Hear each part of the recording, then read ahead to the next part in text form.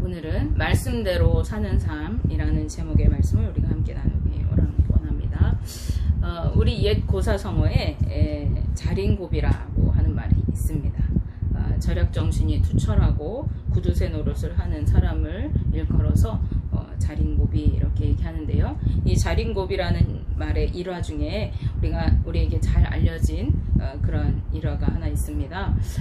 바로 이 자린고비는 식사할 때마다 반찬도 없이 상에 이렇게 밥 한 그릇 떠놓고 이렇게 천장 위에 매달아 놓은 굴비를 보면서 밥 한 숟갈 먹고 굴비 한번 쳐다보고 또 밥 한 숟갈 먹고 쳐다보고 이렇게 먹었다는 것이죠. 어느 날 아들이 밥을 한 숟갈 먹고 굴비를 2번 쳐다봤다고 너는 왜 이렇게 낭비가 심하냐 이렇게 혼냈다는 거죠. 오늘은 자린고비 이야기를 하려는 것은 아닙니다. 그런데 여러분, 우리가 굴비를 바라보는 것이 과연 무슨 유익이 있을까요? 먹음직한 굴비가 항상 눈앞에 있어서 눈여기는 될지 모르지만 굴비에 들어있는 영양 성분을 섭취하는 것도 아니고 또 그 굴비의 맛있는 맛을 직접 맛보는 것도 아닌데 그게 무슨 유익이 있겠어요? 게다가 이 굴비가 천장에 오랫동안 너무 오래 매달려 있다 보면은 바짝 마르거나 또 부패가 이루어져서 먹지도 못하게 되는 것이죠. 그러니까 이 행동은 오히려 백해무익한 그러한 일이 아닐 수가 없습니다. 그런데 오늘날 많은 크리스천들이 이러한 모습으로 신앙생활을 하는 경향이 있어요. 복음도 좋고 하나님의 말씀도 좋은데 그것을 마치 천장에 걸어두고 보는 것으로 만족하는 것처럼 생활하는 거예요. 그것을 내가 직접 먹어서 영양분을 섭취하고 건강한 삶을 살아가는 대신에 천장에 매달아두고 바라보는 것으로 만족하고 스스로 나는 굴비 한 마리 먹었다 이렇게 생각하는 거예요. 대부분의 성도님들이 복음에 관한 설교를 수도 없이 듣습니다. 또 하나님 말씀에 순종하면서 살아야 한다는 권면의 말씀을 들을 때마다 아멘으로 대답합니다. 그러나 실상에서는 복음에 합당하게 살지 않습니다. 하나님의 말씀대로 살아가지 않는 거예요. 주님을 구주로 믿는다고 내가 구원받았다고 말하면서도 구원받은 사람으로 살아가지 않는 것입니다. 그 이유가 여러 개 있을 수 있겠습니다. 첫째는 자신이 구원받은 하나님의 자녀가 되었다는 것이 어떠한 의미인지 모르기 때문에 그럴 수 있습니다. 내가 어떠한 존재인지 알지 못할 때 우리는 어떻게 살아가야 할지 갈피를 잡을 수가 없고 그 방향을 알지 못합니다.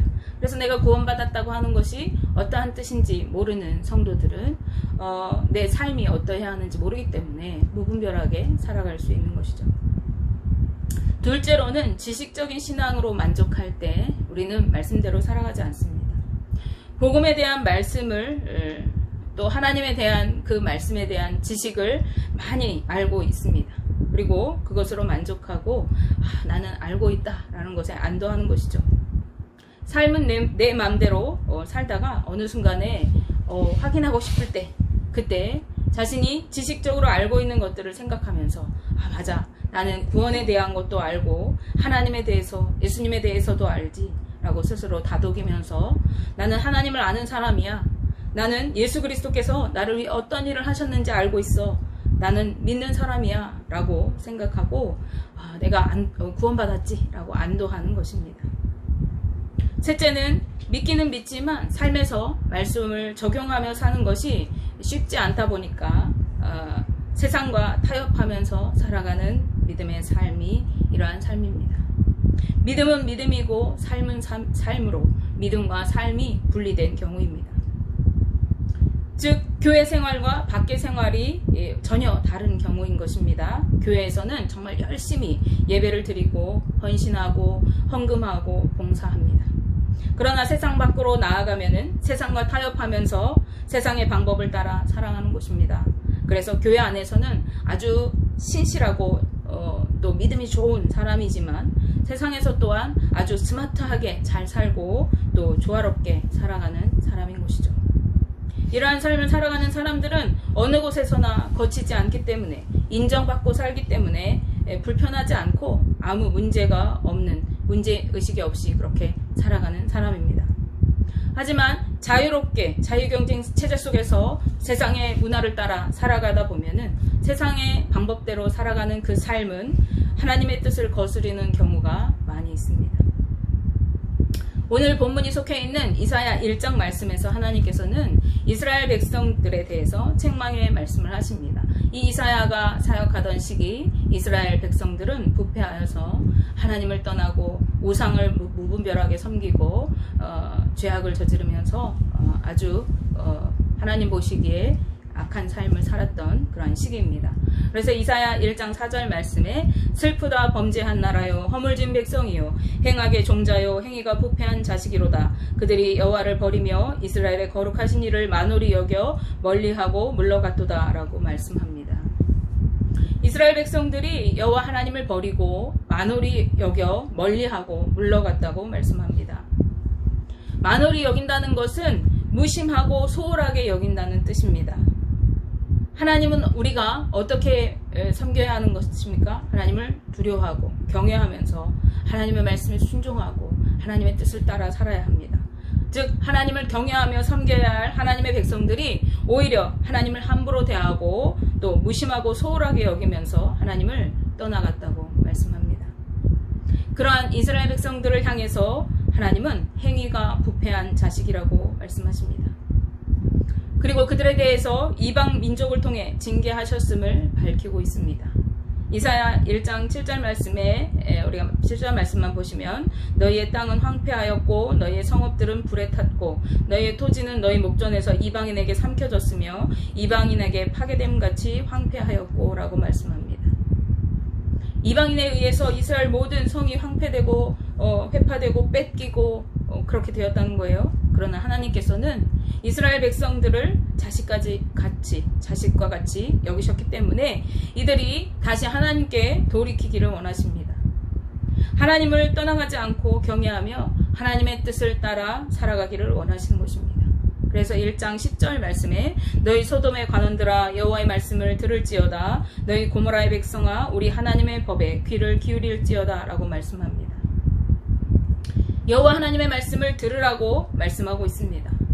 하나님의 법에 귀를 기울이라고 말씀하십니다. 그런데 하나님의 법은 무엇인가요? 하나님의 법은 하나님을 섬기라고 하는 것일까요? 예배에 관한 말씀일까요? 이들은 마음이 하나님께로부터 떠나 있었지만 성전에서는 열심히 여전히 제사하였습니다. 많은 제물을 들고 와서 하나님께 제사를 드렸어요. 이사야서 1장 11절 12절 말씀 함께 보시면 여호와께서 말씀하시되 너희의 무수한 제물이 내게 무엇이 유익하뇨? 나는 순양의 번제와 살찐 짐승의 기름에 배불렀고 나는 수송아지나 어린 양이나 순염소의 피를 기뻐하지 아니하노라. 너희가 내 앞에 보이러 오니 이것을 누가 너희에게 요구하였느냐? 내 마당만 밟을 뿐이니라 라고 말씀합니다. 하나님께서는 이스라엘 백성들의 풍성한 예물과 예배를 기뻐하지 않으셨대요. 그들은 많은 예물을 가지고 나와서 제사하였습니다. 그렇지만 전심으로 하나님을 경외하며 예배하는 것이 아니라 하나님 앞에 얼굴 빛으로 나오는 거예요. 형식적으로 예배하였다는 것입니다. 그렇기 때문에 이스라엘 백성들은 예배드리러 성전에 들어온 것이 아니라 마당만 밟으러 온 것뿐이라고 말씀하고 계세요. 근데 사람들 눈에는 어땠을까요? 아주 풍성한 예물을 가지고 와서 제사를 아주 성대하게 드리는 그 사람들의 눈으로 볼 때는 하나님을 저 사람들은 정말 전심으로 섬기는 자들이구나, 믿음이 좋은 자들이구나, 정말 하나님의 성전을 섬기는 자들이구나 라고 생각했을 거예요. 그러나 하나님은 그 모든 것들을 기뻐하지 않으시고 너희는 마당만 밟고 다니는 자다 라고 말씀하시는 거예요. 이렇게 형식적으로 예배하고 하나님께서 떠나 살아가는 이스라엘 백성들이 드리는 예배와 기도는 하나님께서 기뻐하지 않기 때문에 듣지 않으십니다. 그 예배를 받지 않으시는 거예요. 이사야 1장 15절 앞부분 말씀에 너희가 손을 펼 때에 내가 내 눈을 너희에게서 가리고 너희가 많이 기도할지라도 내가 듣지 아니하리니 라고 말씀합니다. 손을 편다 라고 하는 것은 하나님을 경배하는 예배의 행위를 가리키는 거예요. 그러므로 그들이 아무리 예배를 드리고 기도를 열심히 많이 한다고 할지라도 하나님께서 결코 듣지 아니하실 것이라고 말씀하시는 것입니다. 그 이유가 무엇이었을까요? 그것은 그들이 제멋대로 살면서 죄악이 가득한 삶을 살아가고 하나님께 나와서는 열심히 형식적으로 예배하고 기도하였기 때문입니다. 그러므로 하나님께서는 이스라엘 백성들이 죄악에서 돌이키기를 권면하십니다. 이사야 1장 15절 뒷부분 말씀에서 17절 말씀에 이렇게 말씀합니다. 이는 너희의 손에 피가 가득함이라. 너희는 스스로 씻으며 스스로 깨끗하게 하여 내 목전에서 너희의 악한 행실을 버리며 행악을 그치고 선을 배우며 정의를 구하며 학대받는 자를 도와주며 고아를 위하여 신원하며 과부를 위하여 변호하라 하셨느니라 라고 말씀합니다. 하나님께서 이스라엘 백성들의 예배를 안 받으시는 이유는 그들의 손에 피가 가득하기 때문이라고 하십니다. 그러므로 악한 행실을 버리고 선을 배우라고 말씀하셔요. 정의를 구하여 학대받는 자와 고아와 과부를 도우라고 말씀하십니다. 다른 사람들에게 포악을 일삼고 빼앗고 업신여기고 자기 배만 채우려고 하던 모든 악한 행실을 그치라고 하시는 거예요. 즉 세상에서 살아가는 방식대로 살아가지 말고 회개하고 하나님께로 돌아오라는 것입니다. 그리고 하나님의 말씀대로 순종하며 살아가라는 거예요. 하나님께서는 하나님의 백성이 죄악에서 돌이켜 떠나 하나님께로 돌아올 때에 모든 죄를 용서하시고 회복시키시는 은혜의 하나님이시기 때문에 그렇습니다. 그러므로 이사야 1장 18절에서 20절 말씀에 여호와께서 말씀하시되 오라 우리가 서로 변론하자. 너희의 죄가 주홍 같을지라도 눈과 같이 희어질 것이요 진홍같이 붉을지라도 양털같이 희게 되리라. 너희가 즐겨 순종하면 땅의 아름다운 소산을 먹을 것이요 너희가 거절하여 배반하면 칼에 삼켜지리라. 여호와의 입에 말씀이니라 라고 말씀합니다. 무슨 말씀입니까? 이제까지 너희가 주홍같이 많은 죄를 짓고 진홍같이 붉게 죄악으로 물들었다고 할지라도 너희가 하나님께로 돌이켜서 모든 악한 행실을 그치고 스스로 깨끗하게 하여서 선을 행하고 정의로운 삶을 살아가라고 말씀하시는 거예요. 너희가 그렇게 말씀을 따라 기쁜 마음으로 순종하여 살아간다면 너희 죄가 눈과 같이 양털같이 희게 되고 회복될 뿐만 아니라 하나님의 축복의 땅에 아름다운 소산을 먹게 될 것이라고 말씀하십니다. 지금 이 땅은 어떤 상태예요? 이방에 의해서 회파되고 빼앗기고 다 황폐하게 된 땅입니다. 그러나 하나님께 돌이킬 때 이 땅의 소산을 풍성하게 먹을 것이고 너희의 모든 죄를 사해주겠다 말씀하시는 거예요. 그러나 반대로 하나님의 경고의 말씀에도 순종하지 않고 여전히 하나님을 배반하며 살아간다면 여전히 세상의 그 방법을 따라 내 배만 채우고 가난하고 소외된 이웃들 돌보지 않으면서 탐욕적으로 살아가고 이기적으로 살아갈 때 하나님께서는 칼에 삼켜지게 된다고 말씀하십니다. 즉 멸망을 당하게 될 것이라고 말씀하시는 거예요. 이 말씀을 통해서 우리는 거룩한 하나님의 백성은 온 마음과 뜻과 정성을 다해 하나님을 사랑하고 섬겨야 하고 그와 더불어서 세상에서도 하나님의 말씀을 따라 사랑과 섬김으로 선을 행하며 정의를 실천하는 삶을 살아가야 한다는 것을 알 수 있습니다. 에스겔서 11장 19절에서 21절 말씀에도 내가 그들에게 한 마음을 주고 그 속에 새 영을 주며 그 몸에서 돌 같은 마음을 제거하고 살처럼 부드러운 마음을 주어 내 율례를 따르며 내 규례를 지켜 행하게 하리니 그들은 내 백성이 되고 나는 그들의 하나님이 되리라. 그러나 미운 것과 가증한 것을 마음으로 따르는 자는 내가 그 행위대로 그 머리에 갚으리라. 나 주 여호와의 말이니라 라고 말씀합니다. 하나님께서는 당신의 백성이 말씀을 따라 순종하여 살아가고 지켜 행하도록 새 마음과 새 영을 부어주신다고 말씀하세요. 그리고 그렇게 말씀을 따라 순종하여 행하는 자들을 하나님의 백성으로 인정하시고 친히 그들의 하나님이 되어주신다고 말씀하십니다. 그러나 하나님의 말씀을 따르지 않고 세상의 가증한 것들을, 미신과 우상들을, 세상의 탐욕적인 것들을, 이기적인 것들을 따라 살아갈 때에 그들이 행한 그대로 그 머리에 갚아주시겠다라고 말씀하고 계세요. 이 말씀은 이스라엘 백성들에게 하신 말씀이면서 오늘날 구원받은 성도들에게 하시는 말씀인 것입니다. 그러므로 구원받은 하나님의 백성이요 진정한 믿음의 성도는 주님을 온전히 믿고 전심으로 예배할 뿐만 아니라 또 삶에서도 정의를 행하고 선을 행하면서 살아가는 것입니다. 살아가야 하는 것입니다. 즉 말씀이 우리 삶 속에 이루어지는 삶을 살아가야만 하는 것이고, 삶 속에 선한 열매, 의의 열매들을 많이 맺어가야 하는 것입니다.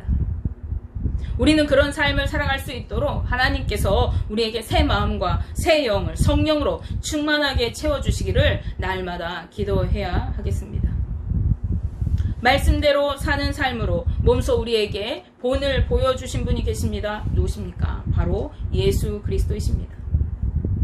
그분은 말씀을 선포하실 뿐만 아니라 천국은 이러한 곳이다 알려주셨을 뿐만 아니라 그 천국의 삶을 하나님의 말씀대로 순종하면서 섬기고 사랑하는 삶을 몸소 삶으로 보여주셨습니다. 그런 예수님께서 포도나무와 가지 비유를 말씀하시면서 우리가 주님의 사랑 안에 거하며 많은 열매로 하나님께 영광 돌리는 삶을 살아가야 할 것을 말씀하셨습니다. 그리고 요한복음 15장 10절 말씀에 이렇게 말씀하셨습니다. 내가 아버지의 계명을 지켜 그의 사랑 안에 거하는 것 같이 너희도 내 계명을 지키면 내 사랑 안에 거하리라. 아멘. 우리가 주님의 계명, 즉 주님의 말씀대로 지켜 행할 때 주님의 사랑 안에 거하게 되고 열매 맺는 삶을 살아가게 된다는 것입니다. 그리고 주님이 우리에게 주신 계명이 무엇인가? 12절 말씀에, 요한복음 15장 12절 말씀에 내 계명은 곧 내가 너희를 사랑한 것 같이 너희도 서로 사랑하라 하는 이것이니라 라고 말씀하세요. 즉 우리가 주의 말씀하신 대로 서로 사랑하고 배려하고 섬겨주고 이해하고 용서하고 살아간다면 주님의 사랑 안에 거하게 되는 것입니다. 주님의 제자가 되고 친구가 되는 것입니다. 주님의 자녀가 되고 구원받은 주님의 백성이 되는 것입니다. 이것은 우리가 사랑의 행위를 해야만 구원받게 된다고 하는 행위 구원을 말하는 것이 아닙니다. 우리가 예수 그리스도를 구주로 믿을 때 우리는 구원받은 하나님의 백성이 된 것입니다. 우리의 모든 죄가 사하여지고 의로운 하나님의 자녀가 되게 하여 주십니다. 그러나 우리가 진정으로 구원받은 하나님의 자녀가 되었다면, 우리가 예수 그리스도를 구주로 온전히 믿게 되었다면 그분의 말씀에 순종하여 살아갈 수밖에 없는 것이죠. 그리고 그때 우리가 예수 그리스도의 말씀을 따라 순종하여 살아가는 그 모습을 볼 때에 온전히 하나님의 자녀가 되었음을 확증하게 되는 것입니다.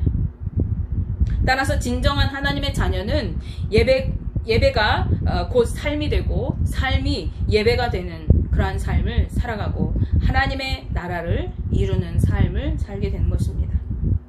우리는 주님 다시 오실 때까지 이러한 삶을 살아가야 하고, 또 예수님의 명령하심 따라 모든 민족을 제자로 삼아 그들도 주님의 말씀을 따라 순종하여 지켜 행하며 살아가도록 그렇게 가르쳐야 하는 것입니다. 믿음이 실제가 되게 해야 하는 것입니다. 믿음은 입술로만 믿는다고 하는 것이 아니고, 믿음은 어떠한 바라는 허상의 어떤 이상향이 아닌 것이에요.